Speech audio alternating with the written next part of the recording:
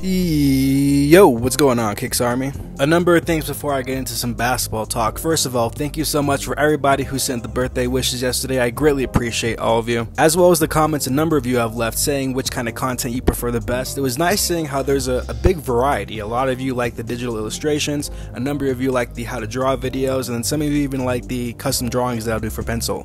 It's nice knowing that my audience appreciates a little bit of everything, because that way I can go ahead and I can integrate all those things into the channel, and I think it's going to make the channel a lot stronger, as well as the live streams too as well. If I can get into a routine where I kind of mix up all those together, maybe like on a weekly basis as well, I think that would be really beneficial for the channel, as well as all you guys, because that way you guys constantly get new content that's kind of different. It's not always the same thing, because as much as I'm sure a lot of you would love to have new how to draw videos every day, especially if it's of new stencils that I haven't even put up on the site yet, because that would be great for everybody. But the problem is those videos do take a lot of time, a lot more time than the digital illustrations or anything else. But it's that mixture of the different types of videos that's going to keep me challenged and you guys entertained, I feel. Now, I did just mention the site, and as of right now of recording this audio, I have already started to make moves on kind of making the site the way I want to in the future. If you go on the Jordans panel of the site, so just the panel has the Jordans in it, and if you check out the 1s and the 3s, basically how those panels are set up is exactly how I'm going to have the rest of them going.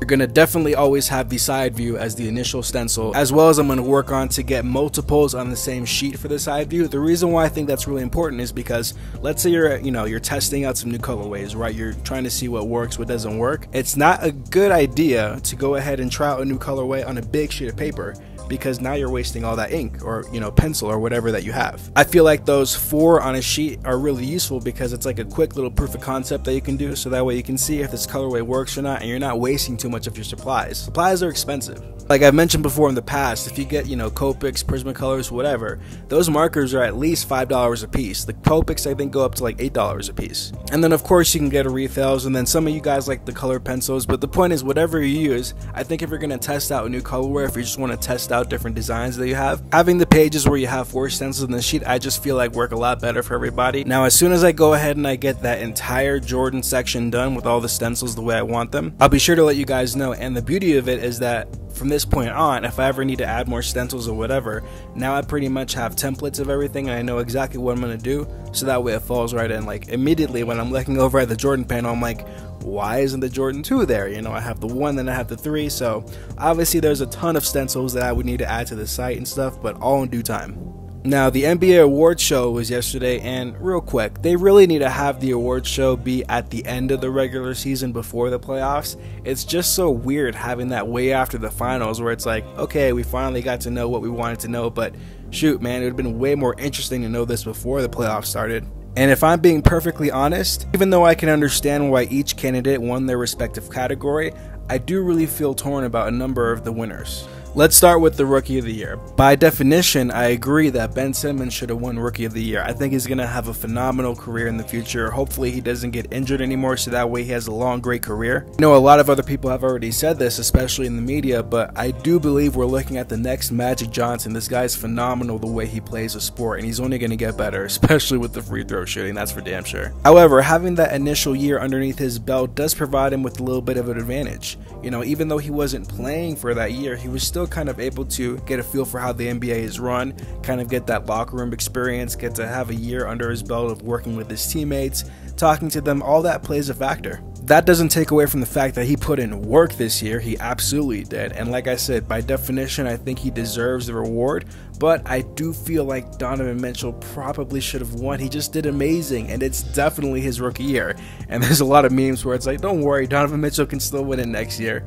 But I wouldn't be surprised if in the future, probably the near future, we're going to have the quote-unquote Ben Simmons rule, where it doesn't matter if you played or not your first year. That first year you're drafted counts as your rookie year, regardless if you play 82 games or not. Now, even though a number of people are kind of upset that Donovan Mitchell didn't win, he's going to have an amazing career. If he had this good of a rookie year, he's going to have an amazing career. Probably is going to have well over, I don't know, I'm going to say, I'm calling it right now, he's definitely going to have over 28,000 points. I wouldn't be surprised one bit if he reaches 30,000. The only problem is when you get into that 30,000 mark, a big part of it, besides being able to score a lot, is you got to stay healthy.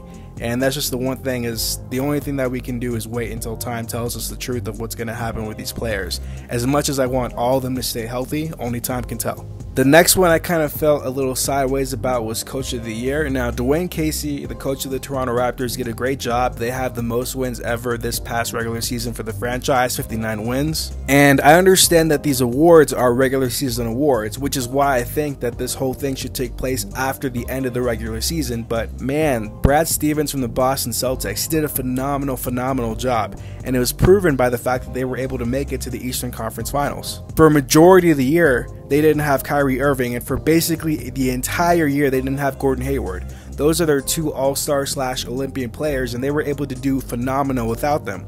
Now, that is part of the culture and the whole system surrounding Boston, so, you know, give credits to the entire organization, but still, the coaching matters. I believe at this point, Brad Stevens is universally recognized as one of the top 3 coaches in the game, if not one of the top 2, so I think in the future, he's probably going to win a few Coach of the Years, but for now, I feel like he got snubbed. And it is kind of ironic that the Coach of the Year was fired from the team that he won Coach of the Year for. Now, if you guys remember, during that series, they got swept by Cleveland. LeBron hit 2 game winners, but I can't guarantee that even if they win 6 or 7 games, that Dwayne Casey would have kept this job, because this is like the 3rd year in a row that they kept losing to the Cleveland Cavaliers. And when you have DeMar DeRozan in his prime, basically Kyle Lowry's in his prime, those are your 2 top players. You can't really just get rid of them. You know, there's obviously a process to do with that. You would have to trade them or something. There's a lot of problems with it.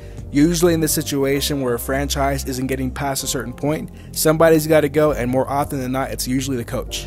But now he has a job with the Detroit Pistons, so I don't feel too bad for him. He's going to do just fine over there, and they could really use a good coach, so kudos to them as well. Rudy Gobert won Defensive Player of the Year. I don't really have a problem with that. When it comes to Defensive Player of the Year, I mean, you know, all the candidates did pretty good. Anthony Davis did really good. Joel Embiid. Rudy Gobert, he's a solid player. He's a very key point to that team. I do agree that Victor Oladipo should have won Most Improved Player. I feel so happy for him now that he's out of the Orlando Magic and onto much bigger and better things. This just proves the amount of potential that he had, and I don't think he would have been nearly as successful staying in Orlando, because Orlando just sucks, and that's my team, so I can go ahead and say that.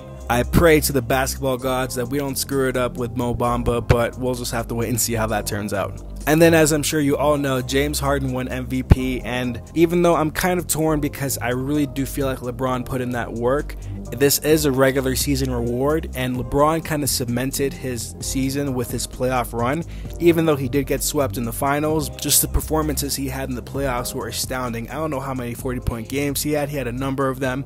Obviously, he had the 2 game winners versus the Raptors in that series, which was just heart-crushing to the Raptors. But if you remember, during the regular season, there was just so much turmoil with that team because they had that big roster change before the All-Star break. If you guys remember, Isaiah Thomas was on that team. I know most of you probably don't remember because he didn't really do much but complain. But yes, he was on that team. That team had so many changes. And unlike the other 3 seasons, they didn't have Kyrie Irving, which is a key piece to have on any team, I would consider. So he definitely had to carry the load, but I mean, records matter, and the Houston Rockets had 65 wins. Yes, they added Chris Paul, but you can make a good argument that James Harden is still the leader of that team that kind of drives them all the way they needed to be. If you guys have been watching basketball, James Harden has been in the MVP conversation for the past 2 years, besides this one, so I do think he finally deserves to get it. Now that he has it, I don't really care if he gets it again, but he definitely deserved it at one point. I'm glad he got it now. But man, it's just so crazy to think that now James Harden, Russell Westbrook, and Kevin Durant have all won MVPs, and they used to all be on the same team. And what sucks for all you Thunder fans is because they had all that potential. They went to the finals. Yes, there was a few years after that where injuries kind of plagued them from getting into the finals again, but it's just really interesting to see what could have been with those 3 players had they would have stayed on the same team. And it really sucks for you Thunder fans because the way your franchise is looking, you guys might be screwed for a few years. Not that you won't be a formidable team, but I don't see you guys advancing that far in the playoffs. That and you guys got Melo, unfortunately. And on top of that, I don't know if Paul George is going to stay. I'm almost willing to bet that he won't. But I think if he's smart, he's going to realize that this team really has no future championship success.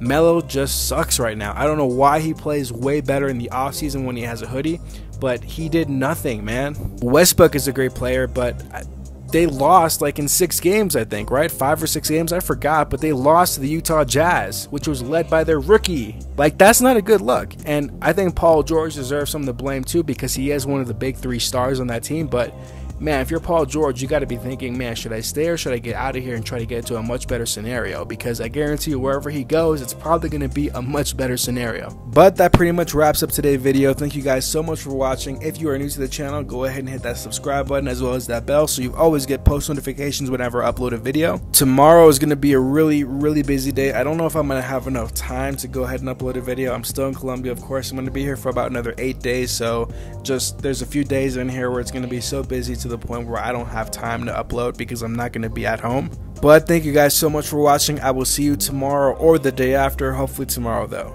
Peace.